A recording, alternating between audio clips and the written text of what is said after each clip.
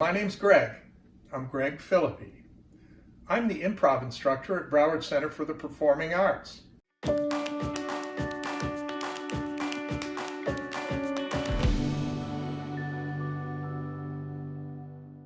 In today's lesson, I'm going to tell you the basics for creating a great improv scene. And there are some basic things that we have to go over. First of all, what is improv? I bet you thought that improv was just anything that anybody makes up on the spot. And that's partially true. But improvisers are actors. And we're just actors without a script. And so we have to do all the things that actors have to do. We have to connect with our scene partner. And we're all about making an interesting scene. A lot of people think improv is just about being funny. But it's not at all. Improv's about making an interesting scene with a lot of emotional commitment and passion. So let's go back to the basics. So I said that you have to work within parameters. So what's the first thing you have to know? Well, you have to know a couple of the unwritten rules of improv so that your scene doesn't end up flat. First of all, yes. Yes is agreement. Hey, see that you have on your blue shirt today, Bob. Bob doesn't go, no, I got a t-shirt on, or I'm on my way to the kitchen. Bob agrees, and he embraces it. Yeah, I do. Next, yes, and. That's when Bob adds something and gives the statement back so that I can play with it. But he doesn't just add anything. You know, Bob doesn't just go, yeah, I got my blue shirt on, I'm going out for spaghetti. Bob says something that propels the action forward. Yeah, I got my blue shirt on today. It's the one that you showed me that was on sale down at Bloomingdale's. So I ran down and picked it up before they sold out in my size. So it shows us that we know some things about these characters. We know that Bob and the other character are friends, and they might work together, but they definitely know each other. They have some sort of relationship, and we have something we can work with. So we have yes and then we have do not deny. So if I said, I could be really outlandish and pimp the other actor and say to him, Timmy, I see you got a purple dress on today. And Timmy can't go, no, I have Bermuda shorts. I don't wear dresses. Unfortunately, I just endowed Timmy with wearing a dress, so he's got to accept it. Well, it was really hot outside today, and the only clothes I could find in my closet were a couple flannel shirts. So I went over to my sister's closet and I threw on a purple dress. Man, this cotton feels cool. Kind of silly, but that's not denying. We don't deny. And now, questions. Now, eventually you're going to ask questions, at least a couple here and there. But for the inexperienced improviser, I say no questions. You don't want to get in the habit of doing that. What are you wearing? What are you doing for lunch? What are you going to do after work? What about that person that's with you? No, you want to have the answers to all those things, because in improv, you get to be creative. You get to own all that stuff yourself. And you don't want to put all that pressure on your scene partner so that they have to come up with all the answers. So questions, no, not in the beginning. Now, the scene, we want it to move upward on an arc. So there's a couple things we have to do. We have a first line of dialogue. Now, the first line of dialogue could be something neutral, like, I'm glad you made it into work today, Bob. I didn't know since you said you were having car trouble. Or even more neutral, I see you have on your red pants. Or I see you have on a blue dress. Or, you know, just something neutral. Or what I recommend is to make a statement, a short statement that demands an emotional response. And that's the best thing to get the scene going. But any of these other things are great as well. And then we have other tools that we use to start the scene. We have what I call who, what, where. And these are basics of improv. Who are you to each other? Where are you? And what's going on between you? So when I say what's going on between you, that's not who's peeling potatoes and, you know, who's changing a flat or who's watching video games. What it is, you know, who's jealous of who enjoys so-and-so's work, who really has a secret crush on this other person. What are the things going on between the surface? What are the words that haven't been said? And speaking of the words that haven't been said, that takes me to another point. Very important in scene work, it's listening. So in acting, you react to what the other actor has to say. In improv, you listen. You're listening to the other improviser, and you need to answer directly what they say. Not something sort of next to it, and not something that doesn't really have anything to do with it that you had in your mind that you wanted to say, but you need to answer that thing. And you need to make it personal the way you answer it, because the personal connection is the most important thing. Not what's going on around, and not a job that they're doing if they're working together. It's what's going on between the two scene partners. That's the most important thing. Those are the things your audience wants to know about. That's all the great stuff. Now, also, when you give your first line of dialogue, your first line of dialogue might be just something to give the scene a little dimension. And if you decide to do a neutral line, that's probably what you're doing. If you say, oh, Jane, see, you wore some turquoise earrings today. Now, the second line of dialogue, if it's something neutral, needs to be the second improviser sharing something special. Because remember, I said it's about making that connection between the two improvisers. So the second one wants to make it something personal. And go, yeah, I figured you'd wear those today. That's why I wore my turquoise bracelet. And so we know that they're friends and they kind of vibe in each other and that sort of thing. I want to tell you about two truths in improv. There's two truths in improv. There's the truth in the world of the scene and the truths in the world of our everyday lives. And the reason I talk about truth is because basic improv, all improv, matter of fact, is based in truth. And so it's not that you want to be funny. You will eventually be funny. It's that you want to be interesting and you want it to be based in truth. The funniest stuff actually is going to come from truth. Now, the truth of the scene might not be the same as the truth of your everyday life. For example, let's say you're going in for an operation and the anesthesiologist is standing back there holding a brick. And you're like, whoa, I don't see any machine. You're going to give me a shot or gas and why are you holding a brick, man? Now, the anesthesiologist says, oh, that's the latest technology. I'm going to bop you in the head with a brick. And you're like, wait, you're not hitting me in the head with a brick. I'm going to bop you in the head with a brick. I've studied for 3 or 4 years about doing this. It's the latest thing. And I know just how much to put you out. So if I hit you in a certain place, you'll be out for half an hour. That's all we need for the operation.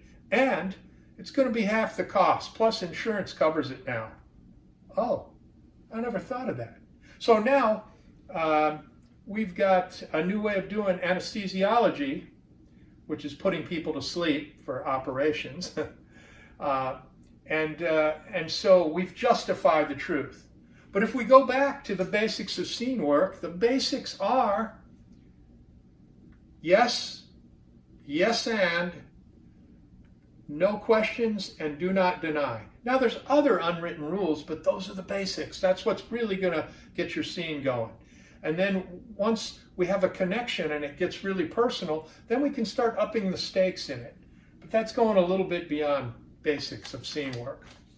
So other things that you'll learn if you actually take some improv that you don't do as a regular actor is you get to play anybody you want.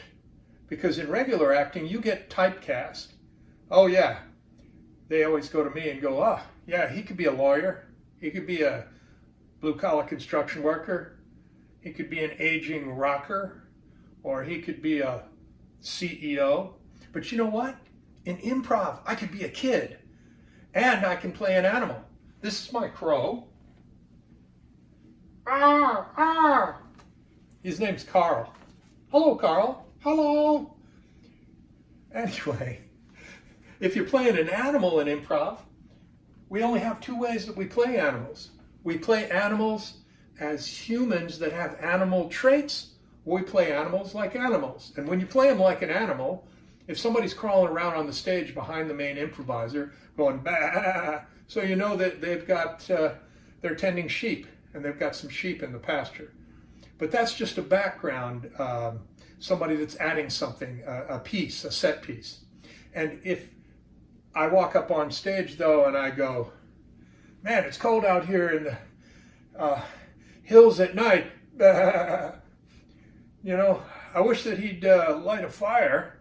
Don't you feel that way, Jimmy? Yeah, I think you do. And Jimmy's my other sheep. Then we got two sheep that are cold. Maybe they just had their wool shorn. And we find out a little bit about the two. Or if you have another scene with an animal that's going,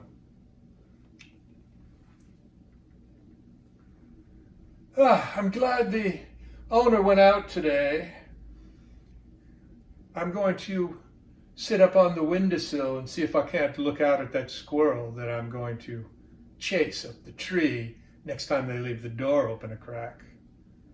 Doesn't that sound exciting? Yes, it does. And so that's a cat. But there's different ways to play animals. And I'm just showing you the difference between improv and basic acting.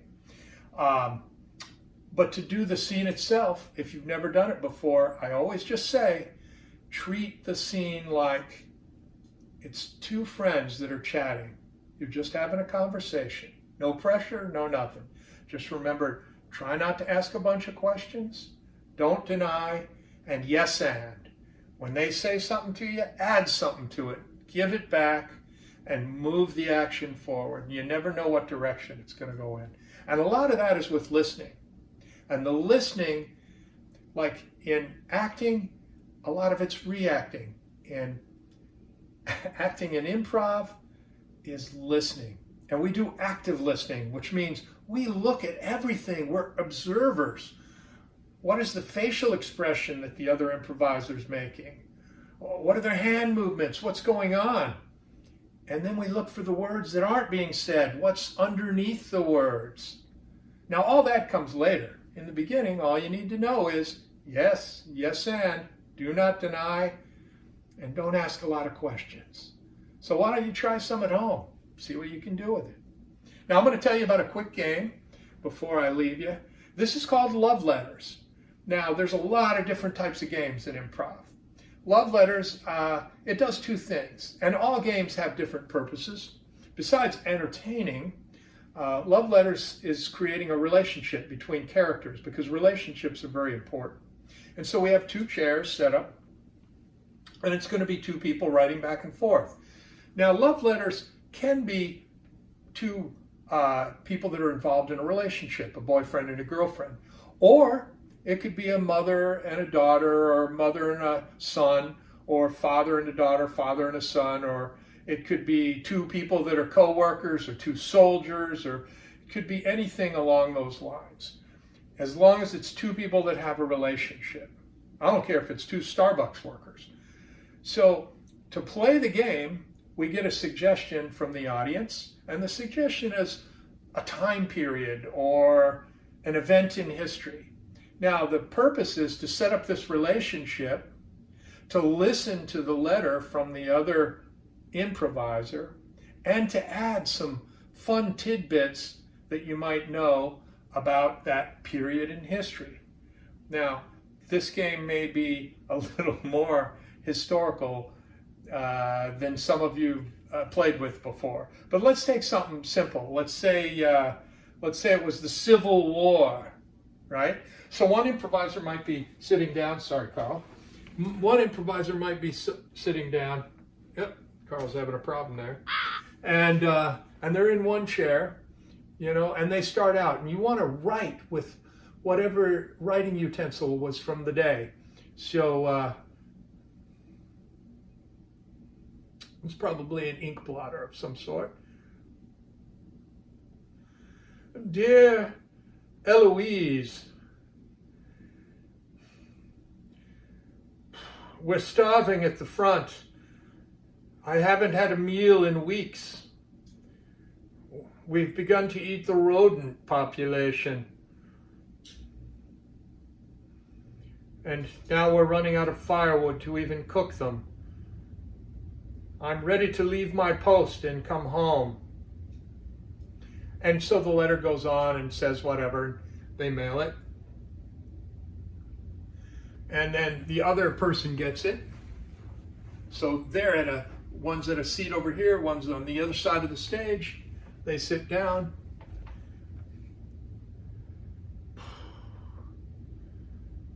Oh, Jonathan.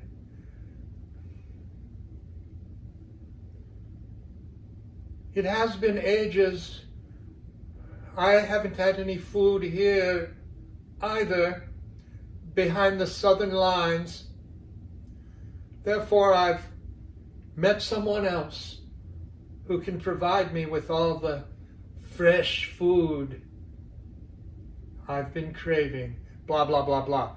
And so you go back and forth. You establish a relationship between the two, and you give little bits of history when you can. And if you don't know anything about it, you make something up, because that's one of the things we do in improv. And that's just a taste of something called love letters. And there's all kinds of games and all kinds of games that are played in improv. And that was a short form game. And there's short form and long form improv. But I'm going to save that for another time. Thanks for watching. I'm Greg.